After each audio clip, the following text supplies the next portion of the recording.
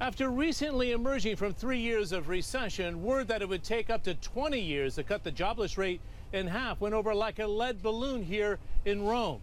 The IMF report was front page news here in Italy, with the focus being on two numbers: the jobless rate at 12.4% and the growing debt pile, $2.4 trillion. That's a record, representing over 132% of GDP, the second highest in the Eurozone.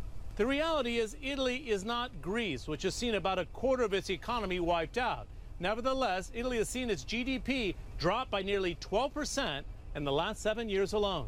The economic recession has been very bad in Italy. Probably Italy is the second worst performers after Greece. And when people hear that they have to wait 20 more years to go back to their previous living standards, it's not good news. Since the economy is such a heated issue here, the Italian finance ministry responded to the IMF report, suggesting the fund was looking in the rearview mirror and not taking into account the latest reforms.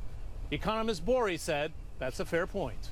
I think that the Italian ministry is right in the sense that the reforms that have been implemented and those that are on the pipeline are going to be able to improve the growth rate of this country, and so I think that the situation will get better a bit faster. With growth of less than 0.5% and the cost of living rising, Italians are suffering from reform fatigue, and this is impacting the popularity of Prime Minister Matteo Renzi. In May of 2014, his approval rating was at 65%. The latest reading in July of 2015 is just 35%. So he's going on the offensive, offering to cut corporate taxes and property taxes as well. It's popular at home, but not perhaps back in Washington with the IMF.